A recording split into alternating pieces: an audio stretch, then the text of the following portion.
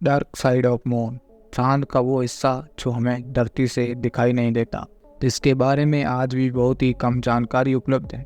जहां जाने से नासा भी घबराता है। चांद की डार्क साइड पर 250 किलोमीटर चौड़ा एक क्रेटर मौजूद है जो चांद की ग्रेविटी तक को इफेक्ट करता है।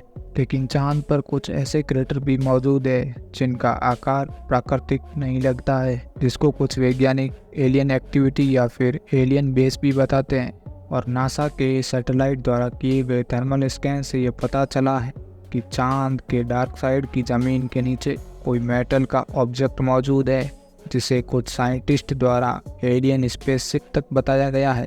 क्यों आज तक किसी इंसान को चांद के डार्क साइड पर नहीं भेजा गया, आखिर क्या है उस हिस्से में, जानने के लिए अंत तक बने रहिए।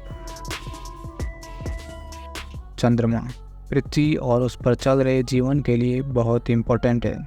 इसीलिए वैज्ञानिकों ने चांद को स्टडी करने के लिए बहुत सारे मिशन लॉन्च किए हैं, जिससे हम चांद के बारे में बहुत कुछ जान पाए हैं। लेकिन चंद्रमा का वो हिस्सा जो हमसे छुपा रहा, उसके बारे में आज भी हम बहुत ही कम जान पाए हैं।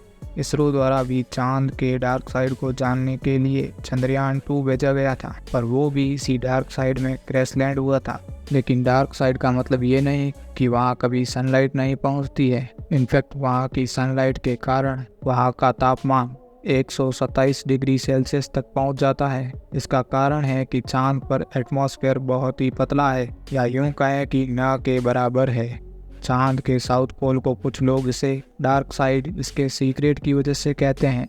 वैसे तो आज तक चांद के ब्राइट साइड पर कई सारे स्पेसक्राफ्ट भेजे गए हैं, यहाँ तक कि इंसानों ने चांद पर कदम इसी साइड रखा था। लेकिन चांद के दूसरे हिस्से यानी डार्क साइड में चाइना के चांगई 4 स्पेसक्राफ्ट ने 2019 में पहली बार सफल लैंडिंग की थी। इससे पहले कोई भी इस हिस्से में सफल लैंडिंग नहीं कर पाया था। चंद्रमा के डार्क साइड की पहली तस्वीर सोवियत संघ के लूना 3 ने कैप्चर की थी। लूना 3 में उस समय के सबसे एडवांस कैमरा को लगाया गया था, जो धरती पर फोटो इलेक्ट्रिक मैग्नेटिक सिग्नल के जरिए भेजता था, जिसकी वजह से वो चंद्रमा की ली गई फोटो बहुत ही ज़्यादा ब्लर थी। सौरमंडल के सबसे बड़े क्रेटर में से एक एटकिन बेसिन चांद के डार्क साइड पर ही मौजूद है, जो कि 2500 किलोमीटर चौड़ा है। लेकिन इस क्रेटर में मौजूद ये स्ट्रक्चर क्या है? कुछ लोग तो इसे एलियन बेस भी बताते हैं,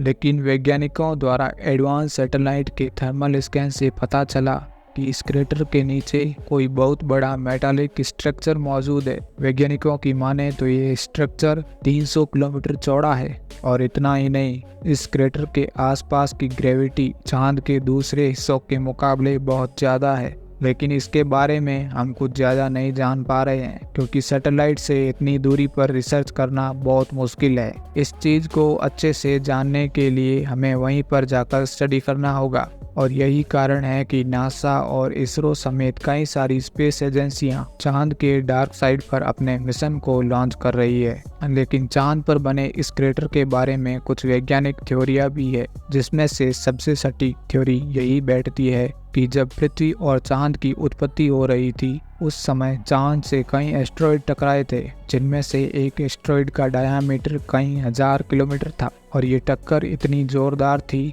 कि पूरा चांद अर्थक्वेक के कारण लावा से ढक गया था। और उसी क्रेटर के टकराव से इस एटकिन बेसिन क्रेटर का निर्माण हुआ। और उसके बीच में ये मौजूद मेटल उसी एस्ट्रॉइड का कोर हो सकता है, जो कि चंद्रमा की सतह के कई किलोमीटर नीचे अंदर तक धंसा हुआ है। वैज्ञानिक भी इस थ्योरी पर बहुत ही ज़्यादा यकीन करते हैं, क्योंकि उनकी रिसर्च भी इस क्रेटर में मेटालिक स्ट्रक्चर की ओर इशारा करती है, जो कि एक कोर हो सकता है। और ऐसे ही बहुत सारे क्रेटर चांद की डार्क साइड पर मौजूद है, और ये इतने गहरे हैं कि कई हजारों सालों तक इन पर सनलाइट नहीं पहुंची है, जिसके कारण इनमें पानी होने की भी संभावना है। और चांद पर पानी की खोज हमारे चंद्रयान 1 ने की थी, और अब इसरो द्वारा चंद्रयान 3 को सक्सेसफुली लॉन्च कर दिया गया। चंद्रमा हमारी धरती पर जीवन के लिए बहुत ही इम्पोर्टेंट है। इसके लिए चांद के बारे में हमारा जानना भी बहुत ही ज़रूरी है। तो आज के लिए इस वीडियो में इतना ही। ऐसे ही वीडियो को देखने के लिए हमारे चैनल को सब्सक्राइब जरूर करें।